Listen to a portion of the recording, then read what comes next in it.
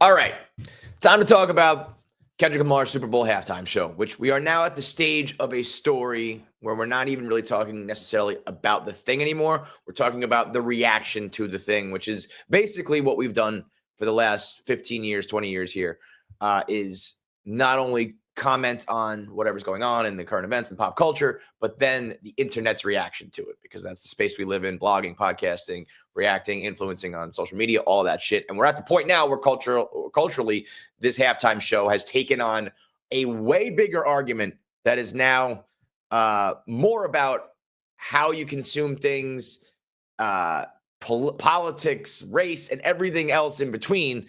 When I think we're still just talking about a musical performance here. Once you reach the level of an argument where one side is going, you just don't understand it, and it's all over your head, that's my least favorite argument on any topic in the world.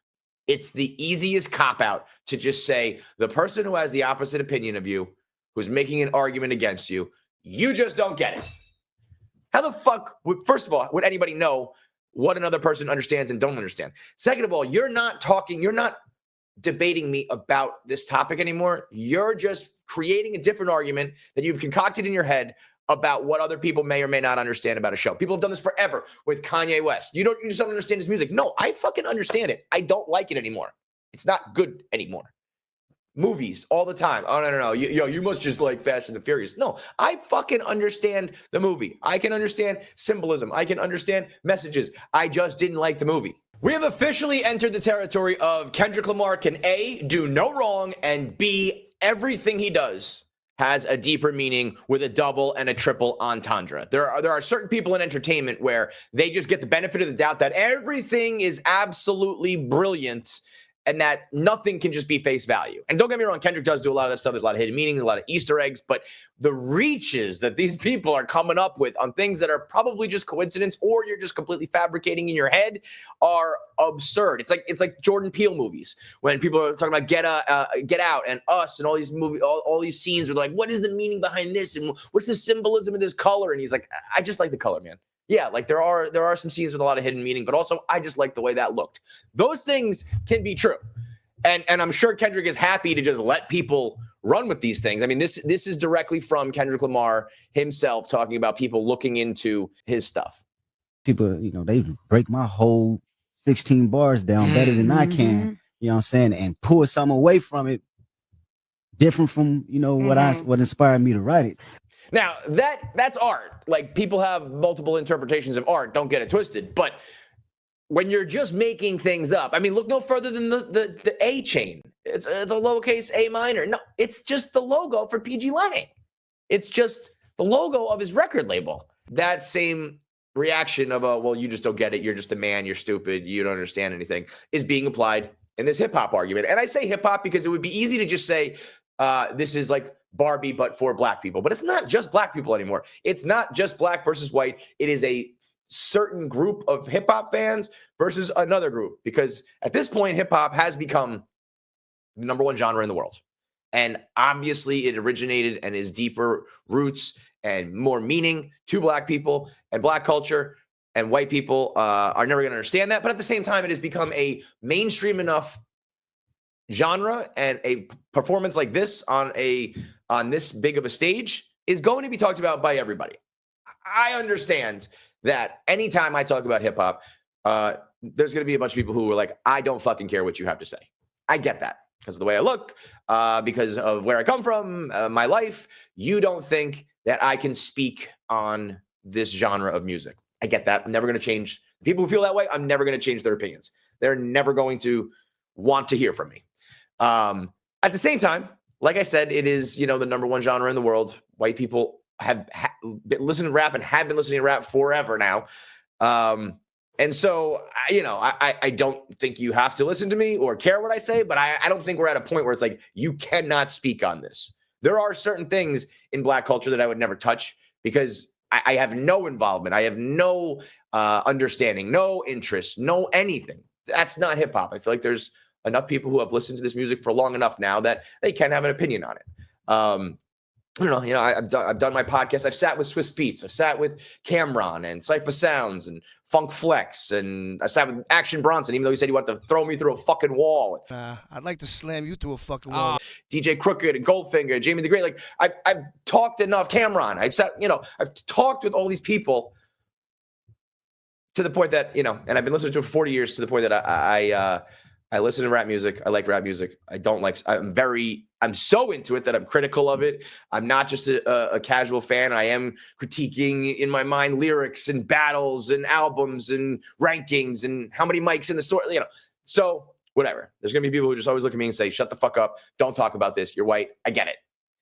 There's a lot of things I talk on that I'm not an absolute expert on. That's kind of what we do here. Talk about a little bit of everything. I talk about sports. I'm not an absolute expert in sports. Something political happens, I give you my opinion on politics. I am not a political person. I can formulate thoughts on something that I am not an absolute expert in. And if you want to just say, you don't know what the fuck you're talking about, okay, fine.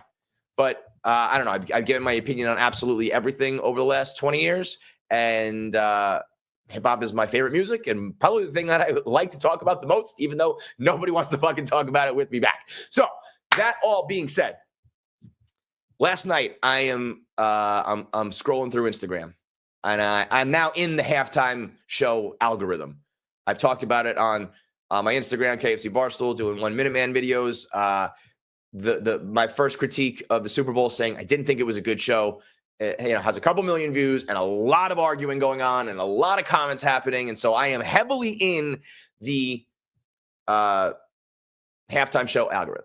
And while I'm scrolling through, it's 50-50. Every other video is pretty much 1 for I liked it and 1 for I'm against it. There is a stark difference, however, within those videos, because the people who don't like it are like, I didn't like the song choices.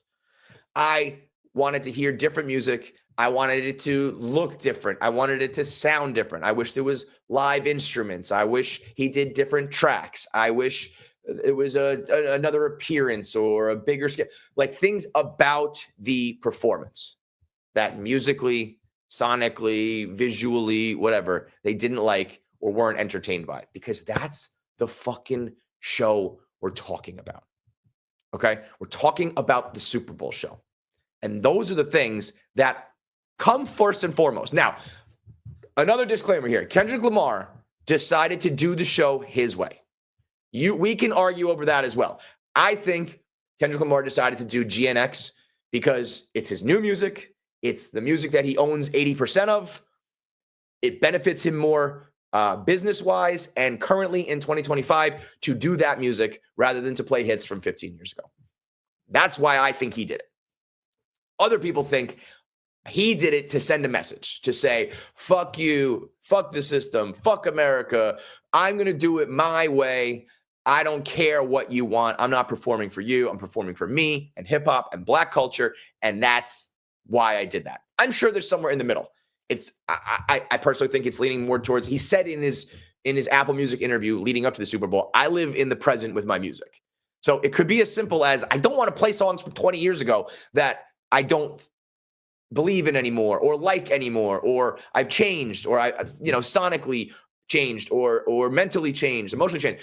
So I think it's more that he either just didn't want to play those songs, and yes, monetarily he benefits way more. He has a licensing deal with his new record where he owns 80% of the publishing, versus all the songs from To Pimp a Butterfly and Good Kid, Mad City and all that, where he owns 10%. So putting GNX on and making everyone listen to those songs, you're going to make more money. And that also seems to be the type of artist he is. He lives in the present. It will probably feel like I cherry picked these. I swear to God, I couldn't believe it. How much just scrolling through Instagram last night, it was like, oh, that person agrees with me. And they're talking about like the music. This person doesn't agree with me. And they're like an old white lady professor screaming at me about, oppression symbolism. And it's like, what? Talking to me about voting and politics. Like, that's not what we're talking about here. It's the same thing when I was like, I don't like the Barbie movie. I didn't think it was funny. I didn't think it was entertaining. I get the messaging. It's just not the time for it. And I don't think that it supersedes all the other spots where the performance were lacking. So here are, if you don't want to listen to me as a white guy, you don't want to listen to me as where I stand in media or whatever, fine. But here are a whole bunch of other people who don't look like me, who are also respected when they give their opinions on matters like this, who are saying the same shit I'm saying.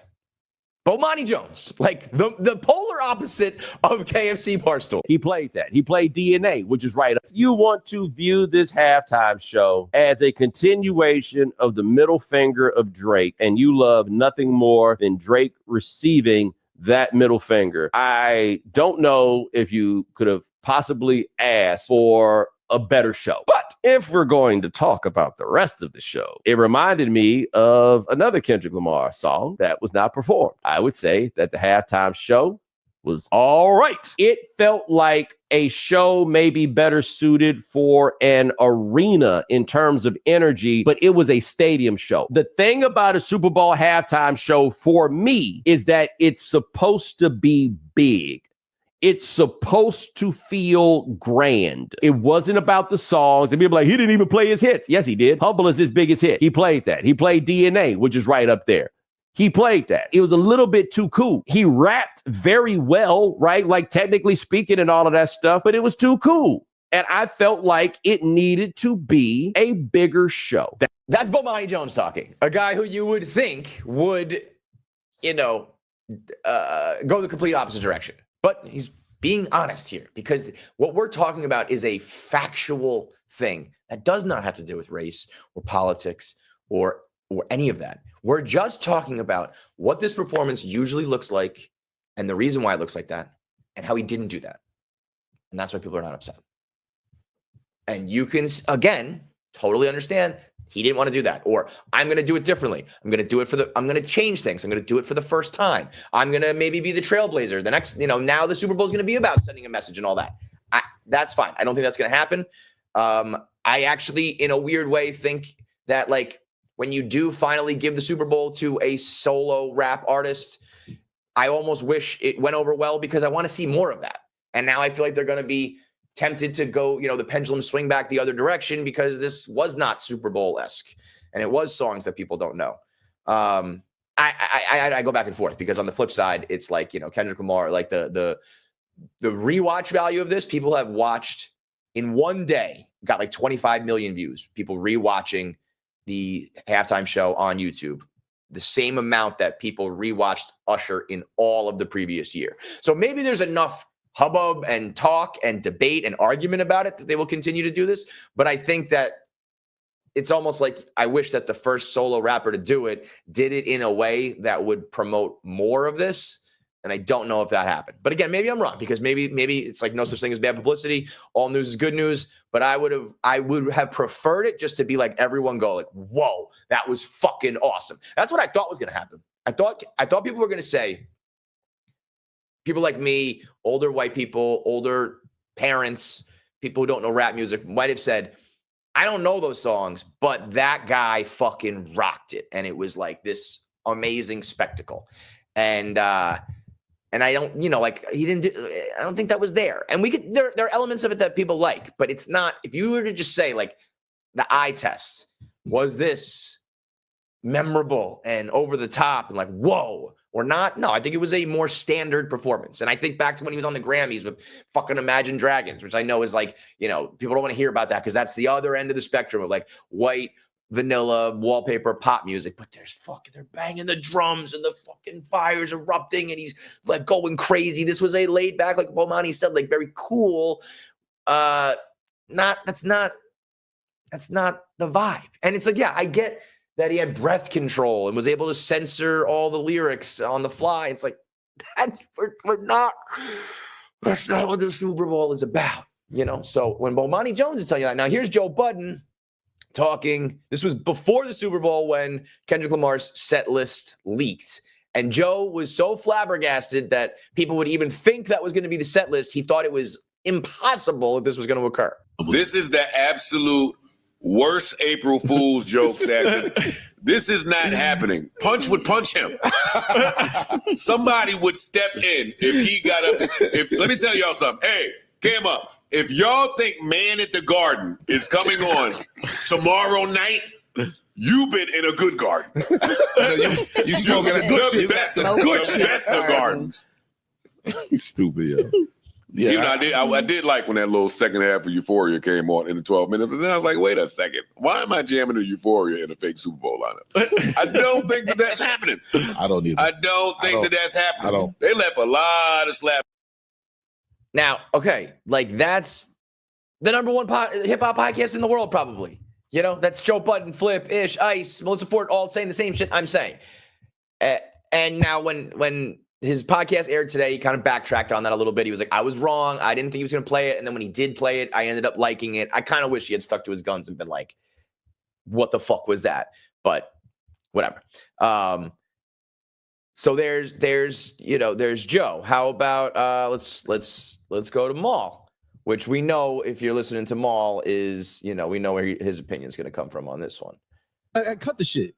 We cutting this shit. We cutting this shit here. Enough. The bottom line is this Super Bowl performance was very underwhelming. I'm happy that Kendrick had his moment. I'm happy he kept it all the way Cali. But we got to be honest here. This set list, as in comparison to the other stars that have had halftime show, is probably near the bottom. It lacked energy for me. I mean, even from the outfit selection, from the lights, just everything. Even if you're going into Kendrick's world, I would have came out with mustard. That would have been the way you just walk out, pause, to where the crowd was more hype. And if you're going to diss Drake, do the whole song. Let's go to Envy and Charlemagne. I thought that was dope too. I think the whole show was pretty cool. Wasn't amazing to me. I didn't love his set.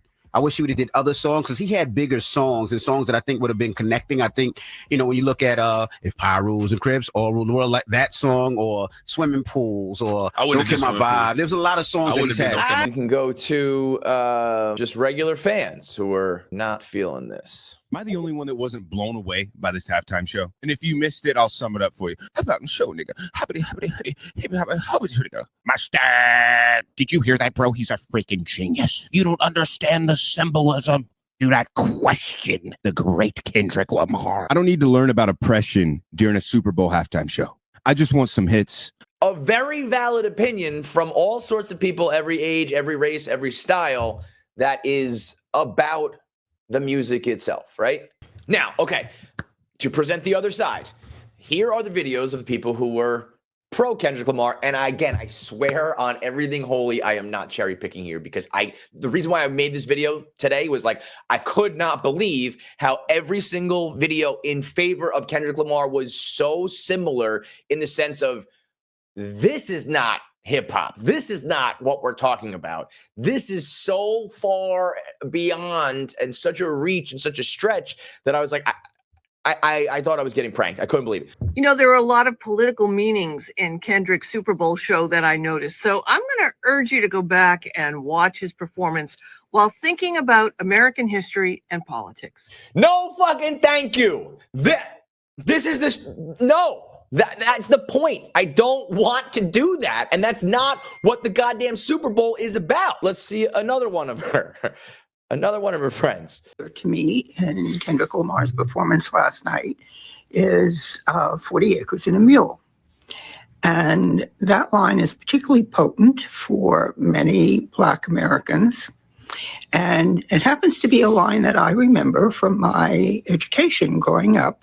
Growing up in 1492. Like these are old white women professors this is the other side of the argument. And they're not wrong, by the way. Everything they're saying is true. 40 Acres and a Mule, and talking about the slavery and racism. And I'm not denying that. But not everything is going. That's not what this is about. Look, here we have another. I'm not sure who needs to hear this. Well, actually, I do. It's white people. White people need to hear this. I've been scrolling through comments about the Super Bowl halftime show, and there seems to be a lot of confusion around people who look like me, who look like this, around the symbolism and meaning of Kendrick Lamar's performance. So I wanted to take the time to explain to my Melanin Challenge friends what that was all about, because I know a lot of y'all are too afraid to ask him. No, it's not that. We get it. It's not what we wanted. It's not what we came for. It's not what we want to talk about. And it's certainly not something I want you preaching to me about. And I swear on everything, man, I couldn't believe it. Every single video that kept popping up was a white woman or an old white guy. Here you go. White people are upset that Kendrick Lamar's halftime show did not include any white dancers. They're calling it exclusionary and racist. But hold the fuck up. Aren't these the very same people claiming that DEI isn't fair? Now we're talking about DEI. You know, come on. These are not. It's not that these are not important issues. It's that the whole point of this Super Bowl show is not this shit. How about this fucking guy? This guy's going to turn. Seeing a certain group of people get upset about the fact that Kendrick Lamar played at the halftime show will never not be funny to me, because it's always the people that he's talking about in Not Like Us.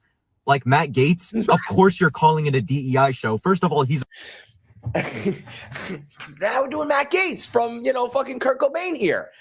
And I trust me, I do understand. The irony is not lost on me that Kendrick Lamar's entire thing has been not like us. And now there's a lot of people who are not like him who didn't like it.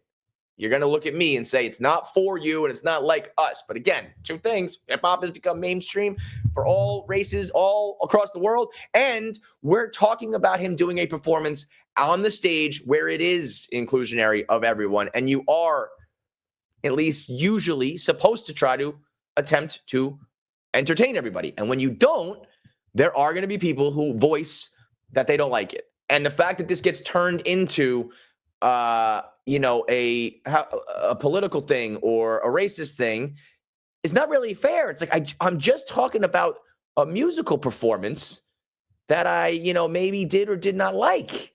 Here was my personal favorite. Listen to this girl. I'm kind of wondering if Did You Like the Halftime Show is the new proxy for how did you vote?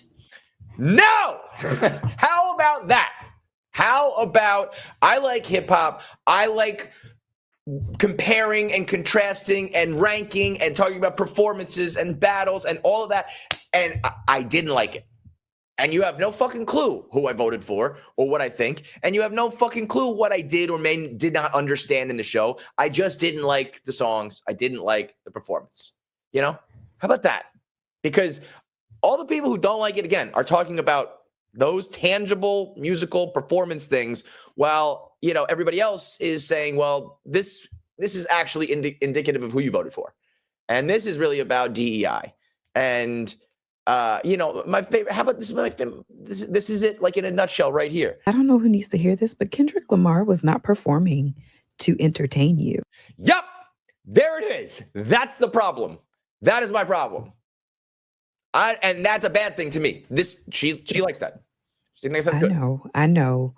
You've grown accustomed to seeing art as a form of entertainment. Yes. And it can be. Yep. It can be a form of entertainment, but that's only one piece of the pie. Art is also a form of communication. Mhm. Art is a form of storytelling. Art is a form of protest.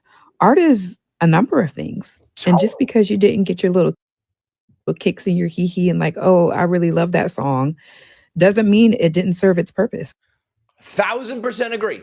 Could not agree with her more. But that is the problem. If that is your purpose, don't do the fucking Super Bowl.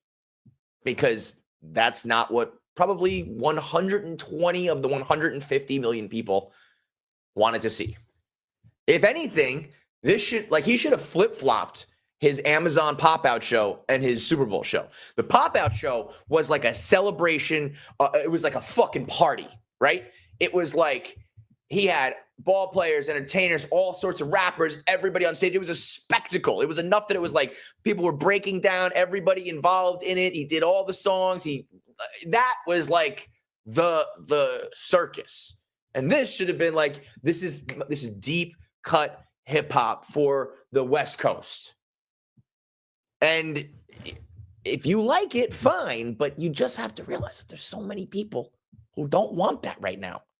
It's like going to see, I went to see a comedy and it ended up being, a fucking Holocaust movie talking about, the symbolism of all that. It's like, that's not the intention here. That's not what most people are looking for. We got maybe the furthest reach I've ever seen in my life trying to connect the dots in hip hop. Take a listen to this. Of course, we had SZA singing All the Stars, which is also low-key a Drake diss. We had Serena crip walking on stage. And during Peekaboo, we had a big X on screen. Now, this may be a huge reach, but we're going to do it anyways. X, Drake's X, Drake's X. XXX. I'm not saying there's a link, but in Peekaboo, Kendrick did hint at knowing a little bit more about this. And there is this whole case that you can look into if you want. Coincidence? Maybe. So 2 ex-girlfriends and an X on stage equals XXX Tentacion, and Drake was connected to the murder of XXX Tentacion. Like, what are we talking about, folks? How about this one? Here's another reach of people trying to say that they spelled out pedophile at the Super Bowl. Look at that. That is just a collection of people, right? That is just the red, white, and blue. And now we're going to draw whatever letter you want to draw in there. You could make any letter in the alphabet out of that. Does look like an E. I'll give you that. Everything else is just you want to spell out pedo. If you have to explain your joke, it's not funny. If people walk out of your movie going, that was boring, and you just whack them over the head with all of, the hidden meanings, it's like, that's, yeah, no, but it still was too long. It still didn't have funny moments. It didn't have intriguing moments. It didn't have good pacing. It wasn't visually pleasing. The acting was bad. It was over the top. Whatever actual criticism of the movie itself. You explaining it to me doesn't make it any better. Easter eggs and hidden meanings for a show that is watched for 10 minutes in between in order to keep a party going. That's not what we're here for. And again, I mentioned earlier, the rewatch on this is through the roof. So maybe Kendrick Lamar said, I'm going to make something that's not for the Super Bowl. It's for the internet afterwards. You know what you should have done then? Just make that for the fucking internet. Do all that shit. Make a cool music video. Film yourself on your tour when it's all of your fans and you're putting it out on the internet to your fans on your channels. You are basically being invited to another party where there's a whole bunch of people who want it to be a certain way and you don't do it. And it's white people and it's old people and it's people you don't like and it's people you say fuck you to. Again, I get that. But then don't tell me that it's beyond criticism, beyond reproach. Because you can do all that shit, but I'm going to have a reaction to it. I'm going to feel a way about it. And again, it's simple to just say, you're white, you're old, you're lame, your opinion doesn't matter, or you're stupid, you don't get it, and that's why you can't talk about it. Or you could not be a fucking smug, sanctimonious asshole about it and just acknowledge that based on the criteria I'm talking about, it makes a lot of sense. That these are not, hit songs on a level that are usually performed. Even his biggest of hits are still within really the rap niche. And maybe he's on his way now after this big year. Like I saw Luther was, I think, number 3 on the Billboard Hot 100. I wouldn't have thought that was the case. I would have thought he stayed within, more of the hip hop billboards and only Not Like Us would be the broad Hot 100 pop culture shit, pop music shit. He's getting there. And this year it certainly was one of the biggest years in music history. So maybe 5-10 more of those. And then you're doing all of these things, all of these moments, all this shit from your catalog when you have 3 or 4 of these albums and 10 or 12 of these hits, then that makes sense. But for the criteria that it's usually judged on. So, and that's the thing about this argument is like, okay, if you want to just throw all of the precedent out the window and just say, we have now made new rules for Kendrick Lamar and this halftime show. Now we're talking about symbolism and messaging and staying power and hip hop and black culture and all that shit. Then listen, I concede under that framework of the argument, he killed it. The criteria that every other performer ever in the history of the Super Bowl have ever been judged by, he didn't reach the level of a Michael Jackson standing there, like iconic moments that are like Michael Jackson standing there for 2 minutes, Prince singing in the rain. I guess if you want to say that the doing Not Like Us is his iconic moment. But again, to me, that's like this is about one thing and one man who was not even there. You're bringing out his ex and you're making fun of this one guy. And honestly, it is a testament to Drake. Like if it was me, I'd be like, I was the only reason this Super Bowl halftime show even is getting any praise is because people loved that, they were dunking on me. So if you want to change the argument, you want to move the goalposts, you want to make this about Donald Trump, DEI, fucking the inner workings of symbolism and messaging in literature and American culture and history, all that shit. Yeah, fine. And that's an argument to be had. I get that. You can go do that. And that's where people like me, I shouldn't be talking about that. Right. I get it. Fine. That's not where my opinion matters. But my opinion from a consumer of sports and music and entertainment at the biggest sports, music, and entertainment event of the year, every year in our culture in America, viewing it as every viewer ever has prior to this, with the regular standards that we always abide by when it comes to a commercial party that we're at, where we are just trying to be entertained and have fun and know the songs and sing along and watch, everything from fireworks to fucking people flying on ropes and guest appearances and live instruments and all that. Within that framework, wasn't that good? I think that's okay to say.